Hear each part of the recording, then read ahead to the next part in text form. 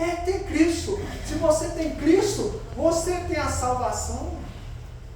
Qual o outro motivo? Acesso direto ao Pai. Acesso direto a Deus. O homem foi separado no jardim, o homem foi quebrado no jardim. Agora, por meio de Deus, por meio de Jesus, você tem acesso ao Pai. O quê?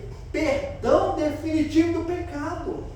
Por quê? No tempo antigamente, as pessoas tinham que sacrificar ano após ano, e o sangue de bode de bezerro não pode purificar pecado. E esse sangue só fazia a pessoa lembrar de que ela era pecadora. Todo ano só fazia lembrar de que eram pecadores. E o que? Eles eram purificados só por fora, só na casca, mas não era purificado por dentro, não era transformado por dentro. E o que, meu irmão? Mediação perfeita. Né? Tem gente que quer fazer campanha, tem gente que quer fazer fogueiras santas, tem gente que está indo atrás de homens caídos para ter uma mediação para Deus. Vem para cá. Não, meus irmãos. O Evangelho não é isso. Não coloca ninguém no lugar de Cristo na sua vida. Não coloca ninguém. E o que? Um sacrifício único e eficaz. Quinta coisa. Sexta coisa, repouso eterno, descanso com Deus, o verdadeiro descanso, a esperança firme e segura. Nós temos herança eterna, nós temos o auxílio constante de Cristo, Ele nos socorre, Ele compadece de nós, Ele intercede por nós, nós temos a glória futura, a cidade celestial, a santificação real por Cristo, a comunhão inquebrável com Deus. Então, meus irmãos, você precisa de mais alguma coisa para desejar buscar Cristo? O convite é: ande com Cristo, viva nele, deseje Ele, ame Ele. Ele deve ser o nosso maior desejo. A Sol postou uma coisa muito bacana no grupo. Eu ia responder lá, mas eu falei, vou responder não. Porque se nós, que somos caídos, nós desejamos a salvação dos outros, imagina um Deus que é santo, né? Que é perfeito, que é justo. Mas a pergunta que ficou para mim, quando ela lançou aquela pergunta, será que o nosso coração mesmo está ardendo para a salvação das pessoas que nós estamos agora? Será que nós realmente estamos chorando para que as pessoas venham para Cristo? Será que nós realmente estamos querendo pregar para elas ser salvas? Será que nós mesmo estamos vendo a dimensão do que é estar afastado de Deus, estar afastado, que está vivendo sem Cristo? Se realmente nosso coração estivesse ardendo, se nós estivéssemos chorando por alma, a gente queria falar de Cristo tranquilo. A gente ia marcar só para orar para as pessoas ser salvas. A gente ia ter que fazer alguma coisa, a gente ia adotar alguém, a gente ia pregar para alguém. Mas presta atenção.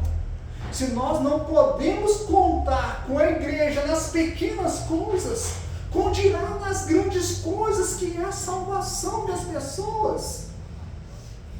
De falar assim, pode contar comigo, pode contar, eu estou aqui, haja o que houver. O Paulo fala, viver é Cristo, morrer é lucro. Mas eu confesso, não sei se está no coração de vocês. Essa realidade não está no meu coração. Porque quando essa realidade estiver no nosso coração, que viver é Cristo e morrer, nós não vamos estar vivendo para mais nada, não. Nós vamos querer gastar a nossa vida, não para viver a nossa vida, mas para viver a vida do reino que Cristo preparou para nós. Aqueles homens estavam prontos a morrer. Aqueles homens morreram, porque eles já não viviam a vida deles mais, mas queria viver a vida do reino. O convite hoje aqui, esquece a sua vida, esmaga a sua vida para viver a vida do reino. O problema nosso é que nós estamos vivos demais. Nós estamos ativos demais na nossa vida, sendo que a gente era para negar nós mesmos e morrer para seguir Cristo. Infelizmente, meus irmãos. Não é isso que Deus. Agora, olha comigo para você ver uma coisa muito bacana aí. Beleza? A palavra conserto aí na sua Bíblia é o mesmo que aliança, pacto. Então, olha para você ver. No versículo 6 nós vamos ver a palavra conserto. No versículo 7 nós vamos ver duas dimensões para conserto. No versículo 8 nós vamos ter a palavra conserto. No versículo 9 nós vamos ter conserto. E no começo e no final. No versículo 10 nós vamos ter conserto. Então, meus irmãos, ó. 1, 2, 3, 4, 5, 6, 7, 8, 9, praticamente quase 10 palavras conserto. O que é um conserto?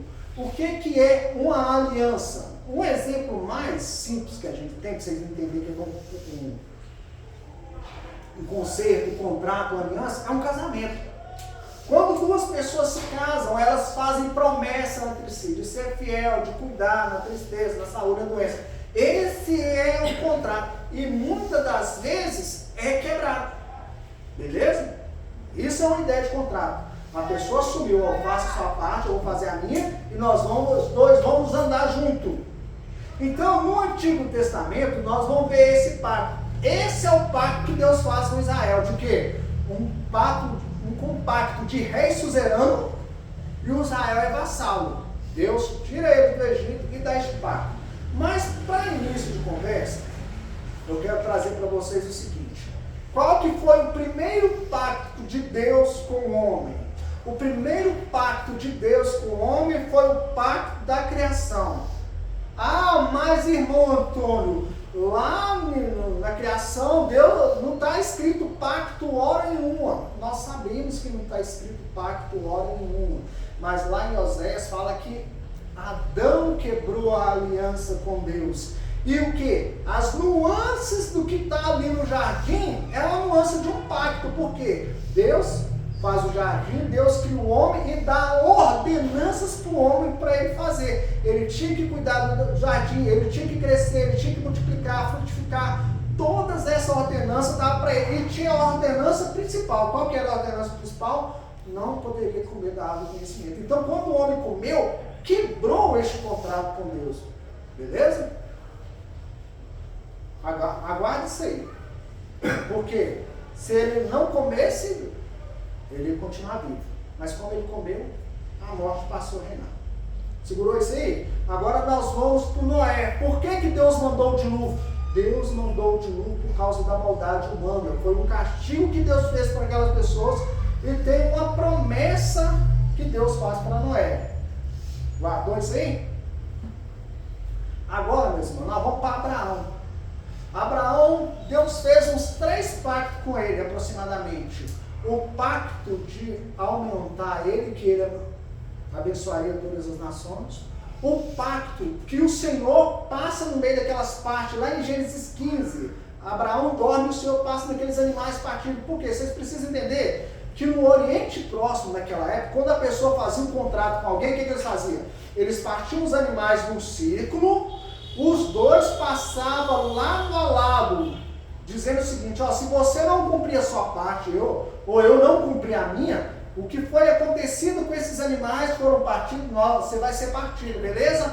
E nós temos o que? O pacto da circuncisão. Todo aquele para ser povo de Deus tinha que ter circuncisão. E agora, guarde isso aí que eu estou colocando só um lado da ficha. E agora nós vamos lá para Moisés. Lá para a aliança sinaítica. Lá para a aliança de Israel. Igual eu falei para você que era o contrato de um rei suzerano e os vassalos, que era o povo de Israel. O que Deus fez? Deus libertou o povo de Israel do Egito, atravessou eles no deserto com a terra prometida, tá? E pega o que? E fala com eles, ó, anda na minha lei, guarda os meus mandamentos. E vocês viram que eles foram de mal a pior. E não guardou os mandamentos. Mas você percebe que só está crescendo agora uma nação. Agora nós vamos para onde? O rei Davi. O rei Davi, Deus faz uma promessa para ele. Que o reino dele não teria fim. E nós vemos que todos os descendentes de Davi falharam. Todos eles falharam. Até que quando chegamos nesse trecho que o Hebreus 8 cita, que é o trecho de Jeremias, que Deus faz a promessa da nova aliança.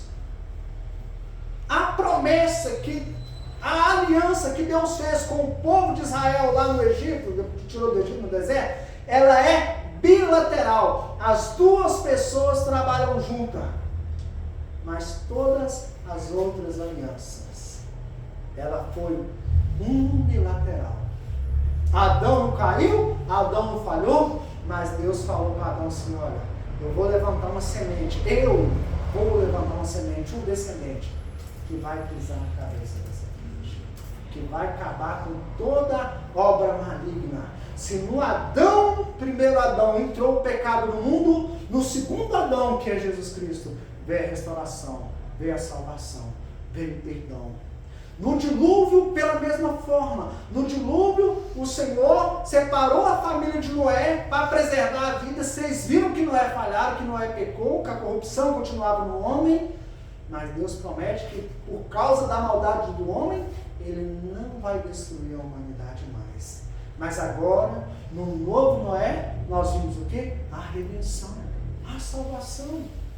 Então, agora, quando nós vamos para o Sinai, que o povo tinha que cumprir a lei, e o povo, nós vamos para Abraão, né? Desculpem, nós vamos para Abraão. Que Deus passa com o fogo pelos animais partidos.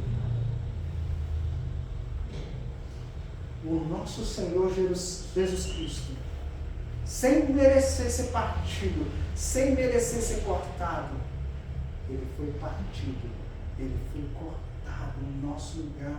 Para que isso, Antônio? Para cumprir a vontade do Pai. E quando nós vamos para lá, o povo que não guardou a lei, o seu Senhor Jesus Cristo, quando Ele vem, Ele não vem para abolir a lei, para exterminar a lei, mas Ele vem para cumprir a lei. Agora, meus irmãos, o seu Senhor Jesus Cristo é a sua lei.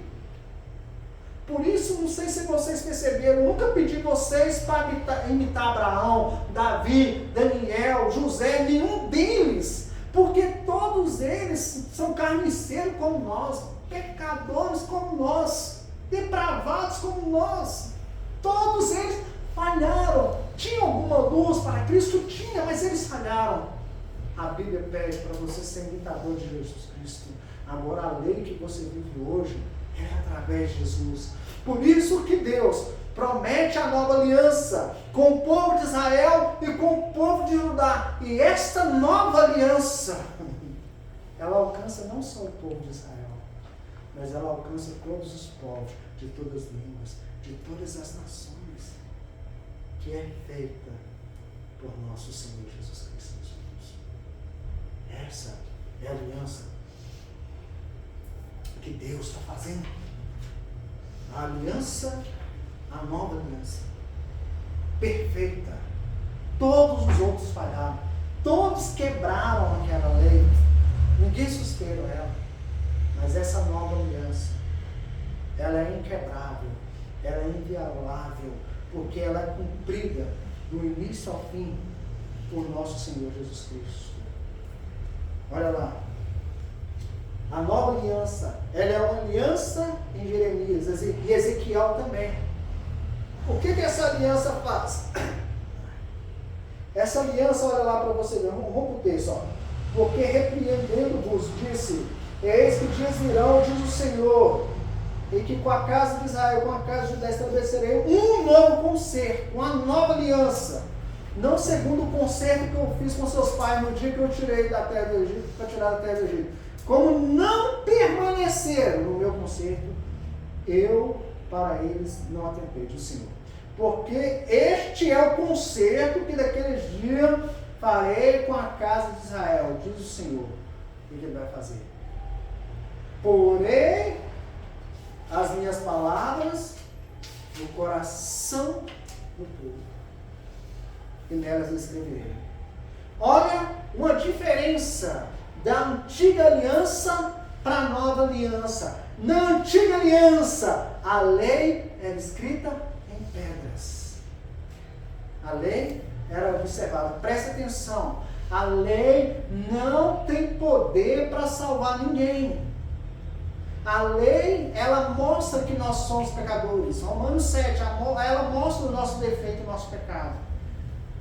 Para que nós corramos para aquele que cumpriu toda a lei. Para aquele que pode nos salvar.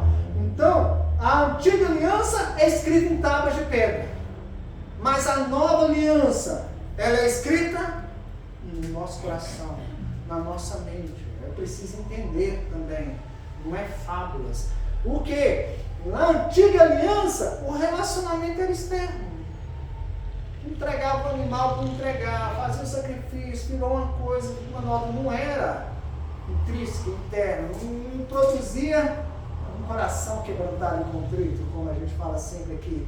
Mas a nova aliança, ela nos dá um relacionamento íntimo e pessoal com Deus. Lá era para a nação.